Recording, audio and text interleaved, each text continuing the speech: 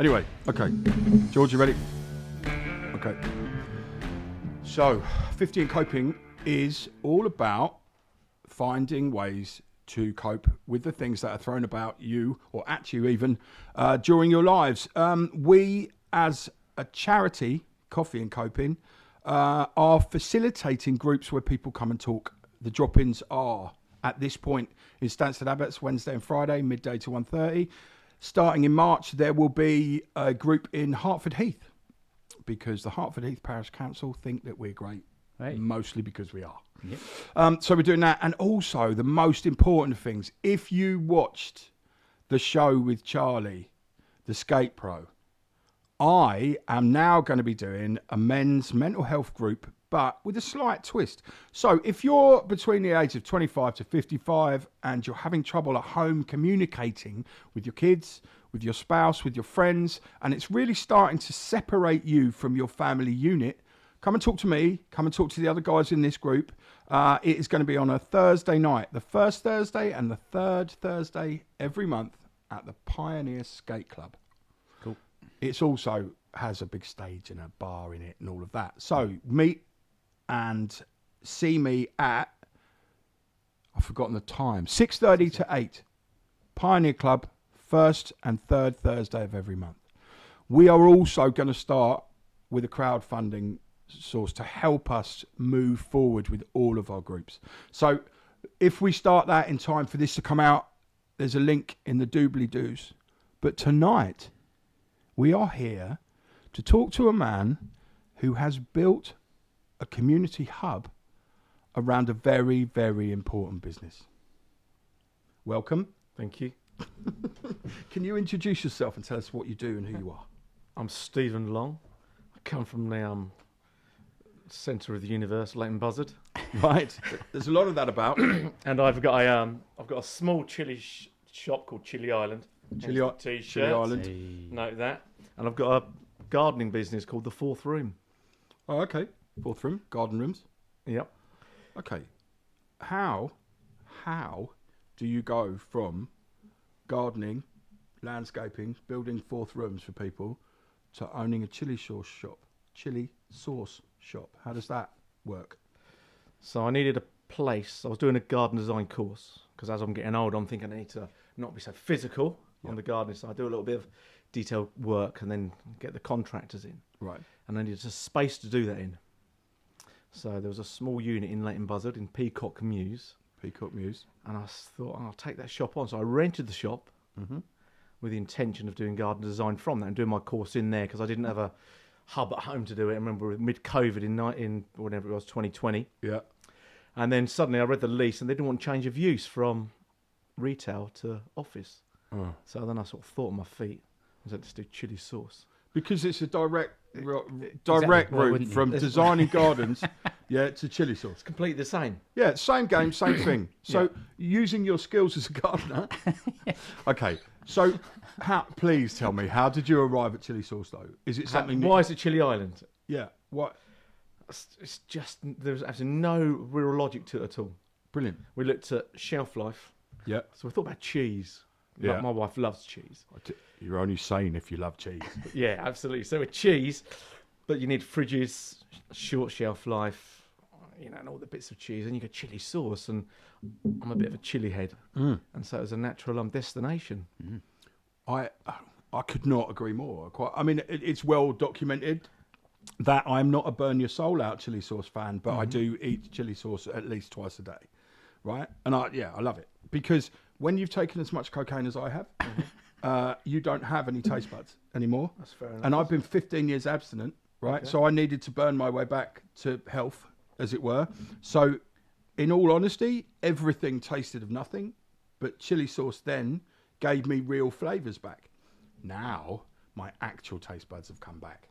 So I'm in a whole world of wonder. Chili sauce is a great thing. Yeah, it is. And for us, we've got this chili sauce. Everyone comes in to try these different sauces. We've got the new sauces coming in regularly. So there's so many sauce makers in the UK you can't believe. But you don't just take any ones, do you? No, we take the best. That's so good. So you and your wife, you were saying you have like a little chili panel. How does that work? Do you sit down and sit down at home? Clipboards. Well, we're sitting there eating dinner.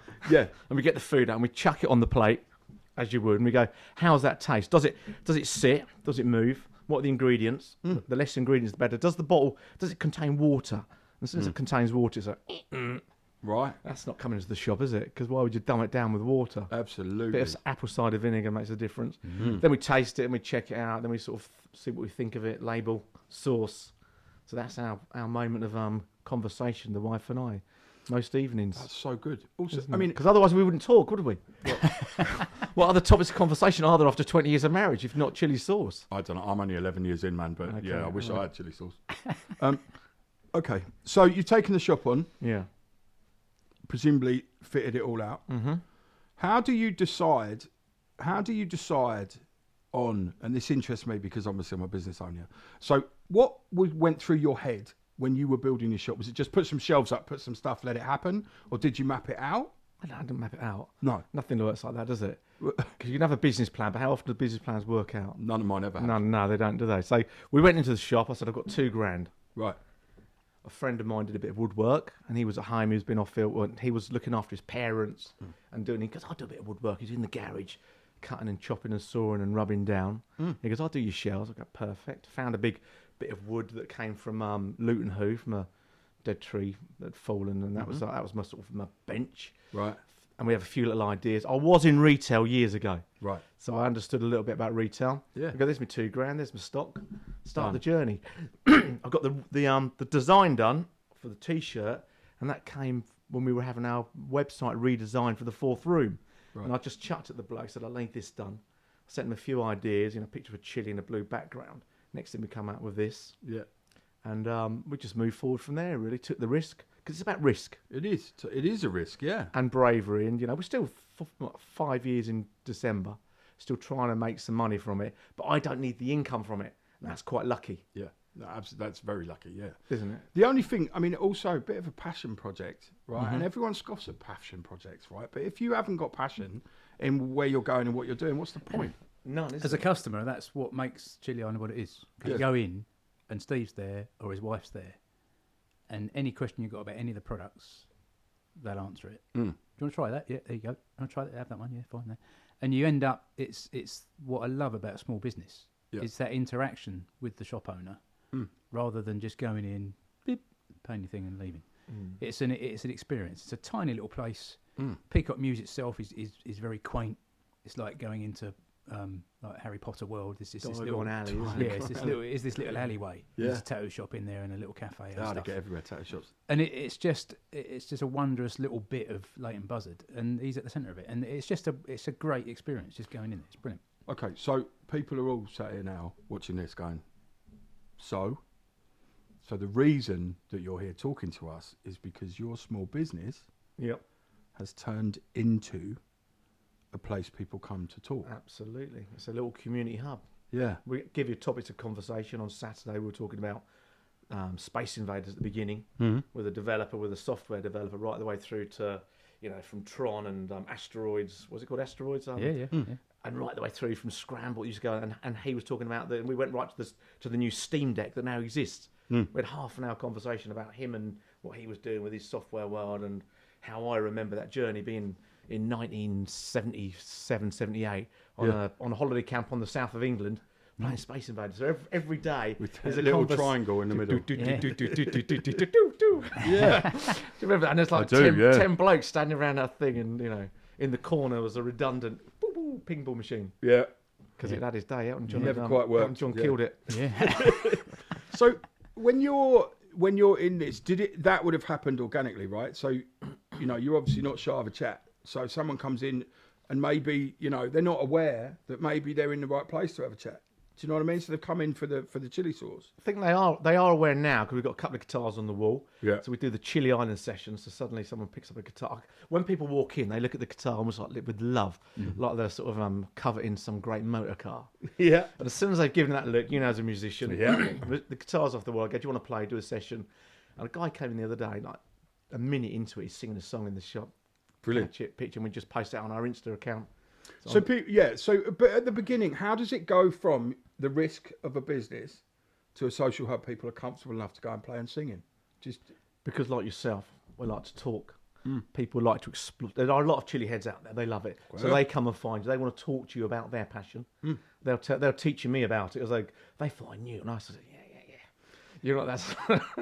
You're under the round taking notes. Yeah. My claim to fame was I drank a bottle of chili sauce in a kebab shop when I was 21 in Pershore, just to get a free kebab off the kebab owner. Yeah. And then, then eating obviously all the hot chilies en route. But, I didn't want to be this sort of, the chili king of Leighton Buzzard or anywhere. Chili king of Leighton Buzzard. You are now. I think you should be. So it interests me, the dynamics of people as well, because there are some shops where you go in and you love everything about it, but then you meet the guy behind the counter who's a bit standoffish or maybe a bit, stuffed up his own nose. He's not there for the people. It sounds like to me that you kind of in the back of your mind might have had an inkling that, welcoming people in is the way for retail to flourish.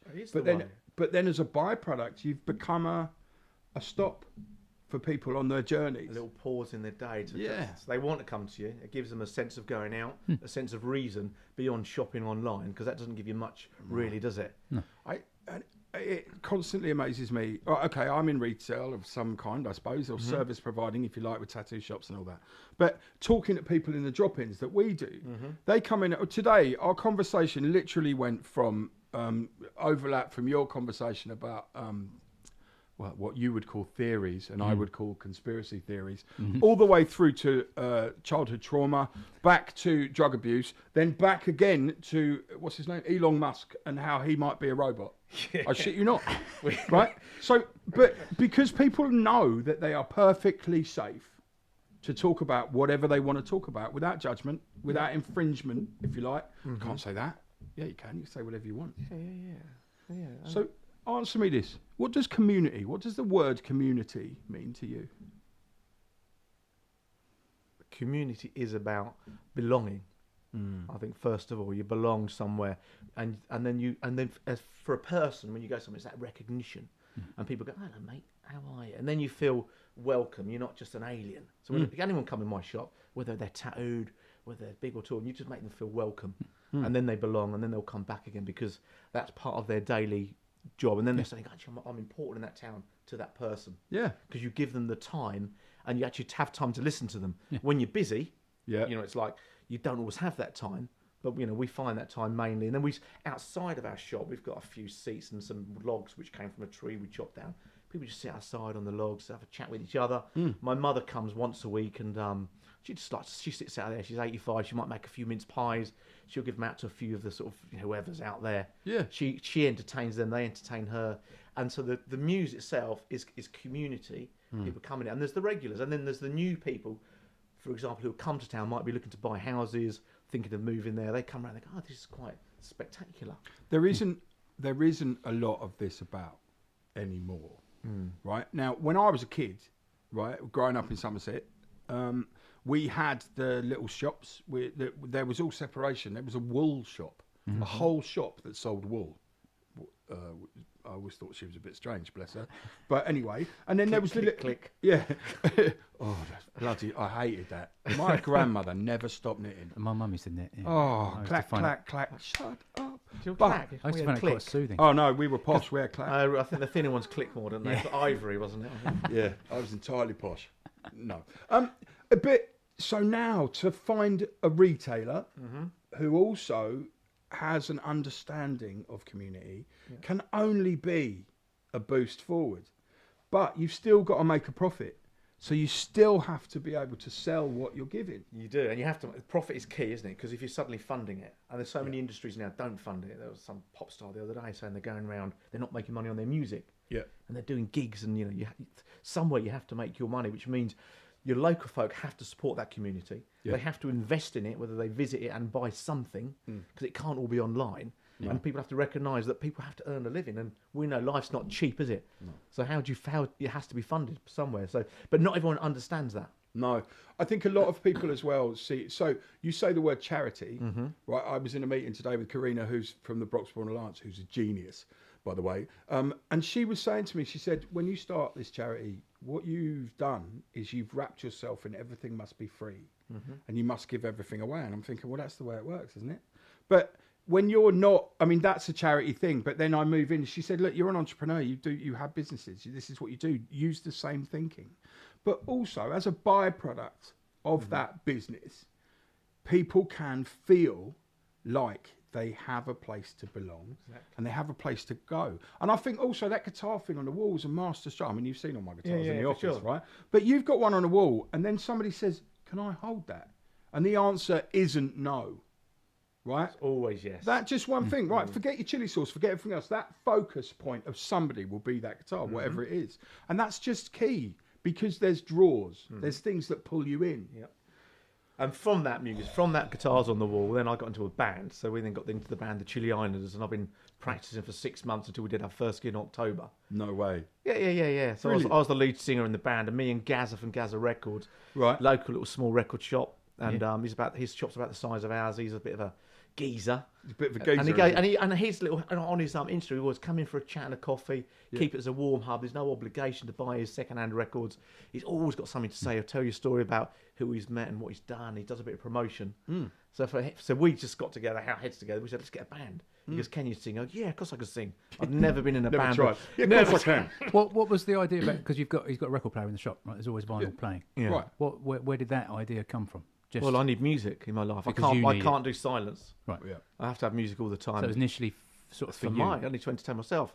My wife's out riding a horse. I need to go to my shop, play my music, have a coffee, and that's it. And then It's the thing is, what everyone forgets as well is that if you're bored, right, in that shop, you're going to make every single excuse you can. I'm just going to the newsagent. I'll close for 5 minutes. I'm just going to get some lunch. I'll close for minutes. And then before you know it, you're never there, and you're wondering why you've gone bankrupt. Absolutely. So you have to have. So I have little entertainment. things. I would play as we do. You might strum in your guitar at home. I've moved my home hub to a little shop. I brought my personality without, and I'm not concerned about how people see me. There's my hub. I play it, wear what clothes I want, play my music. We've got percussion instruments, got a few amps. We were doing our practice sessions outside the shop, but the landlady was less keen. Yeah, well, yeah. Because a bit noisy. And then the council decided to come. Yeah. But then we've had a couple of do's where we've had a few DJs in the summer, so we get so it's a proper event. Everyone comes, does a bit of dancing, and we just do it like 2 or 3 times a year. And we call it the beatnik. What's he call it now? I can't remember. Something important. The beatnik somethings. Yeah. No, So let's look at the challenges involved in that. Okay, so you're running a thing and you want this place, so you want to put a couple of decks in there and a DJ and you do all that. But then Mrs. Miggins, number 72 on the 3rd floor. How do you cope with the Shut at half 10? Shut at half 10. No one can say anything. Pretty much not. Don't go too stupid. Be cautious and respect them. So you don't do it all the time. Yeah. So we had a couple of gigs a year when everyone's the music's playing. It's not ridiculous. 10:30 is reasonable, isn't it? Yeah. Well, I think there's a law about like blues and twos can't be played after 10 o'clock. So if you're looking at closing at half 10, that's reasonable. That's perfect, isn't it? We had one complaint. Yeah. And that was like at the middle of summer, and it was 25 past 10, and it was literally about to shut. So, and you can understand, Pete. I wouldn't want my music booming, but equally, you live in a high street, buy a property there. Yeah, it's in the centre of town. Yeah, you're going to expect some sound, aren't you? I have never ever understood these people, and it's happened in quite a lot of boozers. I used to have a few, like, be involved in different pubs and shit, and then but there would be somebody who came from over the road. I live over the road, and you're noisy. It's like, well, you shouldn't have moved here then. And I've never been able to understand that.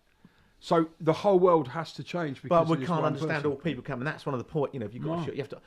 Everyone is so different. You get the guys come for their tattoo. Some people just first one. Some want you to counsel them and get them through their problems.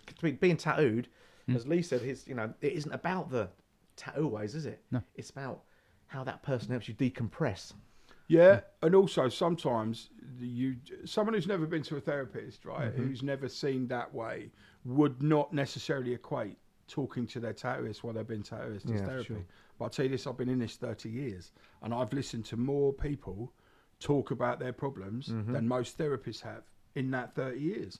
Just because it's like when you do a men's mental health group and you stick them in a room, sat around a table, nobody says anything. Of course not. You get a bunch of men around a workbench with a broken lawnmower, then everyone's not thinking about not talking, they're thinking about their hands, and all of a sudden all these problems come out and they're aired, and that whole belonging thing comes out. And that's why people go for the hairdresser, isn't it? Go to the hairdresser, same man, talks to you, how's you been? Where's your holiday? What have you done? Yeah.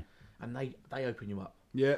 Apart from, right, now I'm bald, right, which is why I wear a hat, right? Okay. One more person ever goes to me, so have you been on holiday this year? They do tend to ask that. The secret is the difference, though. So if you go back into Steve's shop, he'll remember something that you said previously, and that's the secret, isn't it? Is that that instantly makes you realise that you're valued as a customer, potentially as a friend, and you've got that connection. And it's all about you sort of hinted at it earlier. It's all about feeling in a comfortable, homely, warm, accepting environment where you're not being judged. You're just there and you're having a chat, and it is just.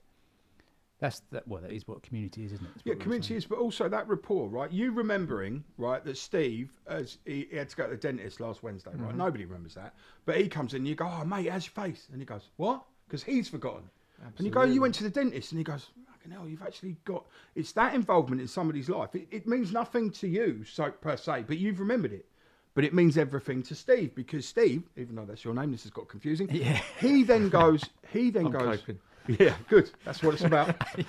He then understands that somebody's listened to what he said. Yes. And what a lot of people don't understand is it's not the conversation and solution finding, it's just bald recognition. Yeah. Right? Whatever you've said has been heard. And isn't it weird the fact that a chili shop owner is sat here talking to me about the same human traits that I deal with and you deal with at the groups that we run, because it's the same thing. I have to build trust. I have to show that I'm not going to give you all the solutions. I'm not going to lie to you, but I'll remember what you did last Thursday because it was important to you at the time. And I think that's very telling of life. And there's a massive lack of that.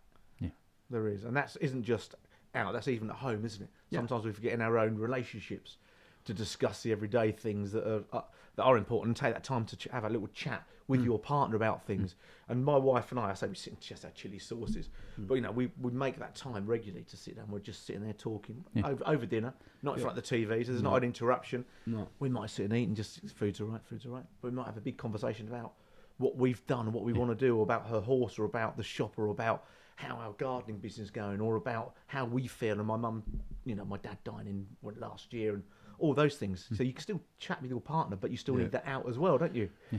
When you have an opening that is dinner, right, where you aren't sat on your lap with it on your lap in front of the telly, then there is open communication because there's nothing else. Exactly. You can either stare at your plate and listen to them chewing, or you can have a conversation.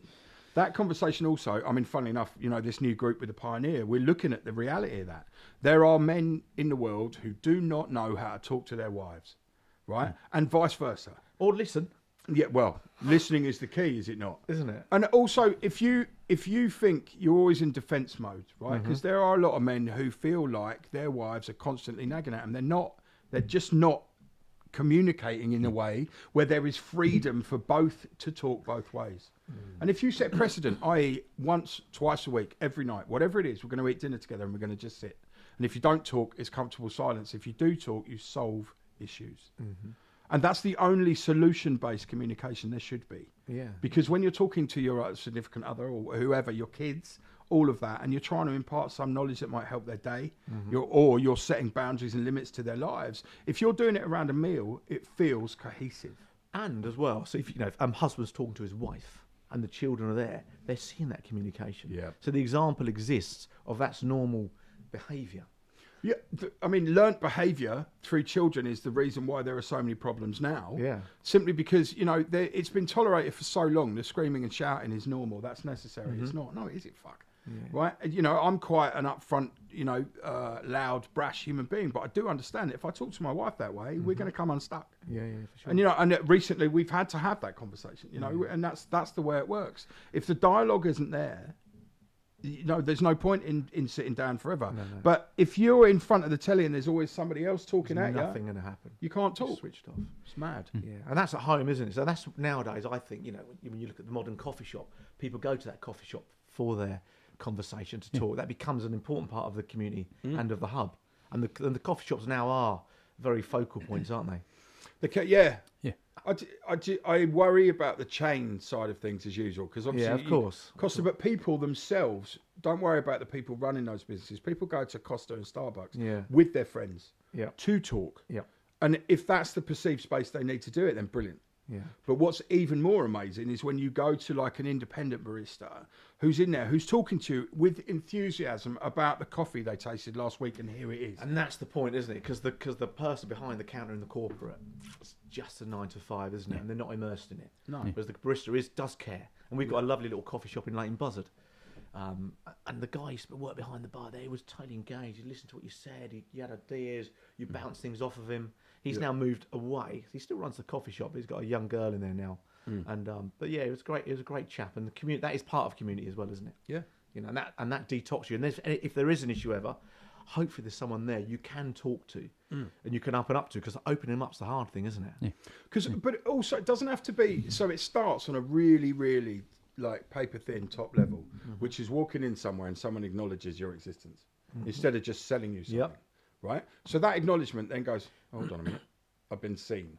Right. And that is the first step into everything, being seen. A lot of people feel invisible. A lot of people, due to solitude or just having the wrong people around them, don't feel like when they say something, anyone listens. Well, there's a fear, isn't there? There's a fear of getting over that line. So sometimes when you were young, you went to a pub.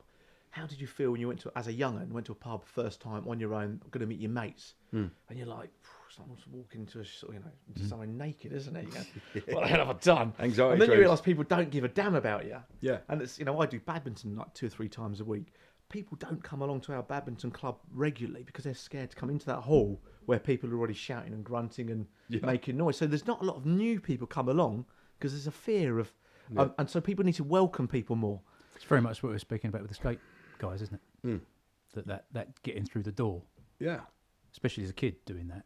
So you're a 10-year-old. You're a 10. We said this in the last show, but you're a 10-year-old walking in with a skateboard, not quite knowing whether you've got the right skateboard. You don't know quite how to stand on it without falling on your ass. Yeah. And then 2 guys who are seen as professionals come on and goes, all right, mate, what do you want to do? Do you want to ride that or stand next to it? And then they'll go and take this bit apart and teach you how to do it.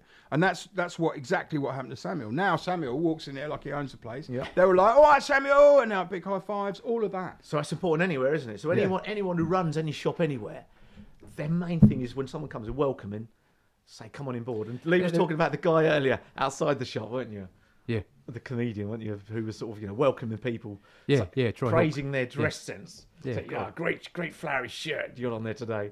Yeah. And it's the same, isn't it? Well, but some people struggle with that, didn't they? Yeah, absolutely. Some people find that oppressive, but you've got, the thing is, right, you're not going to please everyone, right? Because some people will say, yeah, well, that's great, but he thinks he's all that to all men. And you go, yep, he does, so fuck off. It's not for you, right? That's not exclusion.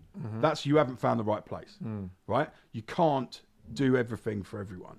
But what you can do is just be true to yourself. So you are happy because you've got your vinyls, you've got your guitar, you've got your chili sauces, you've got probably taken some fancy cheese for lunch to go with the thing because that's your life. I've dreamt for you. But because you're happy, right, in that shop, when these other people come in and go, what is that you're eating? You're quite happy to share your life with them because your life is in that shop. And that insight into your life creates, friendship's a different word, that doesn't create any barrier. Connection. That's the word. Connection. Yeah. Because then what somebody said to me the other way, and it's been running around my head, dare to dream. And I was thinking, yeah, all right, what's that? What about? And they said, dare to dream that somebody will talk to you today. Not like, dream big, this is my thing. Just that if you're in solitude, you will find someone that sees you, that recognises you. And shops like yours are so important in community because you start flourishing with people in, everyone around you, the shops around you benefit. So then they might even learn from you in the fact that, right, why the hell is he so successful? And then they go, well, because he's him and he's happy and he's in that moment and engaged with those people. That's the sad thing about them being so many chains, and what's almost left on the high street is just chains. The homogenised state of the high street is what we're trying to sort of get away from, isn't it? Well, that's it. It is, yeah. But also, you pay somebody minimum wage to stand behind a coffee counter. They're not going to be engaged. They're going to resent being there. No, exactly. I was say we've lost a coffee shop in Leighton Buzzard recently. Independent, Olive in Hair, great little shop, but yeah, they couldn't afford the rent anymore and couldn't keep up. But Costa's banging down the road, and Nero, and all the chains are still there because people are drawn to them. They feel comfortable when they go to those places. Yeah. They feel comfortable on the sign, not on actually what happens within it.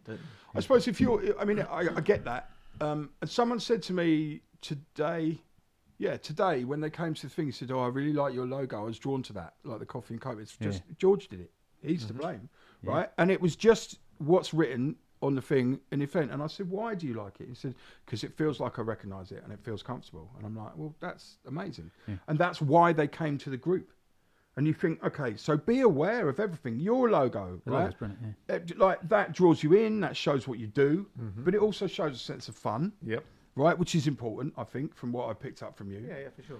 What would you say was the key piece of advice for somebody setting up a shop independently these days? What is key to that now? You need to make sure you've got enough money to keep yourself going, and you don't drown in the business. So if you can't do it, and you haven't got that. You cannot be reliant on that single income alone if it's not going to deliver. You have to be realistic about it. Yep. So I say be realistic about what it can deliver. So we have a little shop. It makes a tiny little bit of profit. It isn't about that. But be realistic, because if you need a wage, if you're leaving a job that's paying you XK a year, and you expect that shop or something to deliver that, make sure you have an idea of a plan B. When I was young, it used to be called a trading contingency. Fair enough. So you basically made sure you had enough money to run for 6 to 8 months without any money coming in. Right? Very rarely nowadays can people afford to do that. No. So have a little look at your funding, but also make sure you're real to it. And also look at the reason why you're there. Right? You've set this up, right? Because you thought you're going to have an office.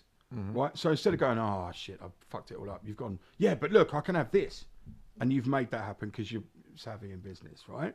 But if more people were given the opportunities to open businesses that they loved, and possibly by funding, there is a lot of investment to the right people and the right ideas. So let somebody else carry the burden of money, but have a clear business plan and you're in charge of. Yeah. I think there is funding available, isn't there, nowadays? And there are people who investors who have a little punt. Who don't mind risking a small amount of money and will get behind you. So maybe it's knowing how to do that.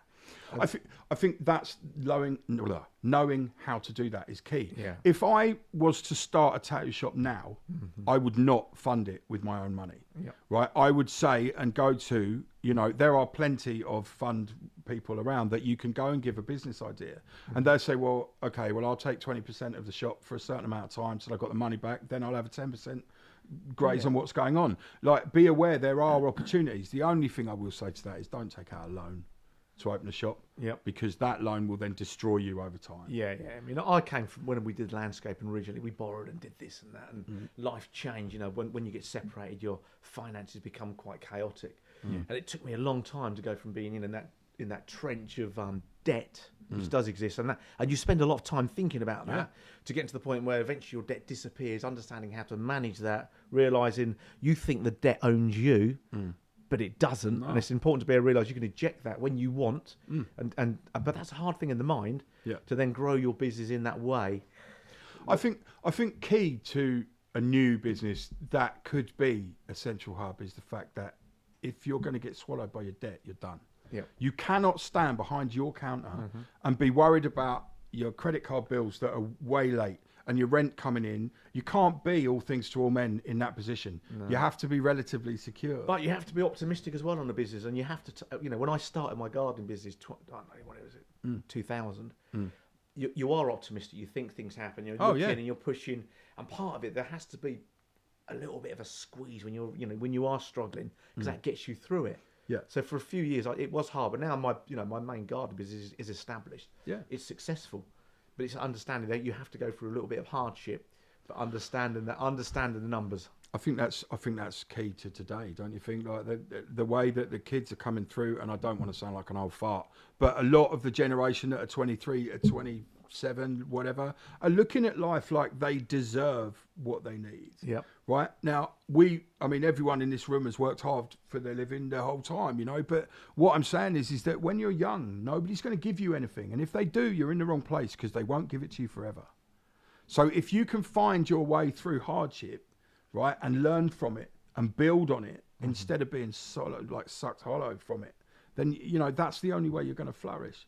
If you're expecting somebody else to pay for your life, you're onto a loser. Yeah. Because it's never going to happen. Yeah. So what's next?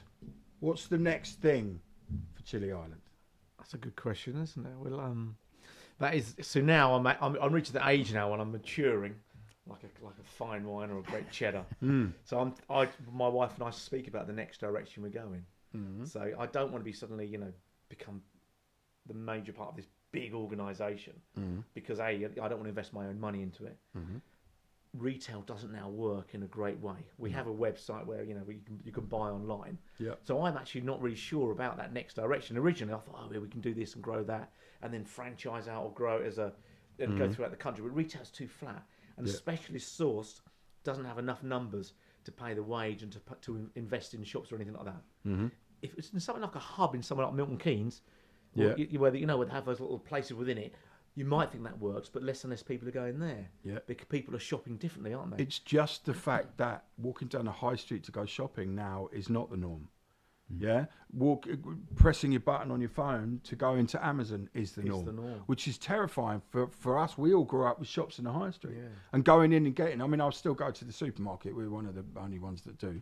But we go in there and we go and buy what we need and we come out, right? But most of our neighbours are phoning Tesco's or Ocado or whoever food delivered to their and door, saying, bring it to my door.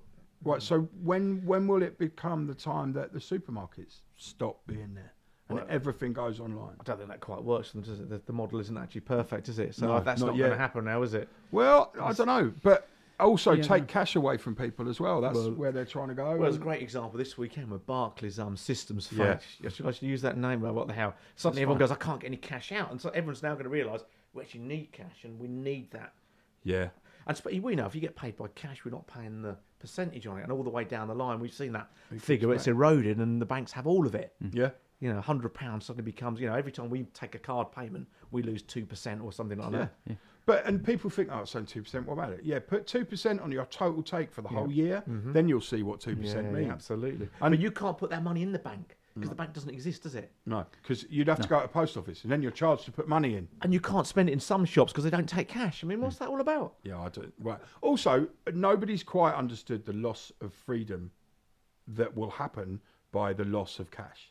Right, China and their social systems. You're not allowed to go here. You're not allowed to go into this. You've done this. We've frozen your bank account. Right, that's happening in the world now. So say that the wrong leaders get in. Not that politics is something I need to talk about because I hate it. But should we be in that position, then all of a sudden people are going to go, "Oh, we should have kept cash." Yeah, shoulda, coulda, woulda. Yeah. It's always the same. So, I strongly suggest that you tell us what your website is and the address of your shop, so everyone can go and have a look for themselves. Chilli Island, www.obviously chilliisland.co.uk. Amazing. 12 Peacock Mews, Leighton Buzzard, LU7 1JH. 1JH. This show's really odd. It goes so quickly, and we've done till the end of it. So what I want to say is thank you very much for coming to talk to us about your community. What you have to understand is the reason I bang on about community so often is because it's lacking in the world, but everyone who is engaged in community actually finds solace in it. So flock to people like Steve and Chilli Island. Flock to the last local shops because they are interested in who you are, and what you buy funds their ability to do their job. We'll see you next time.